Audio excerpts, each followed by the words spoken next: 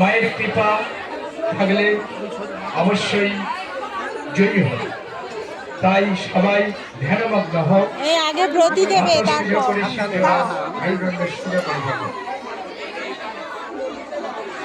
প্রথমে মাংসটা মাথার উপরে আমি জ্বালানোর সঙ্গে সঙ্গে তোমরা যাও আর উচ্চস্বরে জয়ধ্বনি করবে, উচ্চস্বরে জয়ধ্বনি করবে। যত দূর এই জয়ধ্বনি যাবে তত দেবতা প্রসন্ন হবে। কৃষ্ণ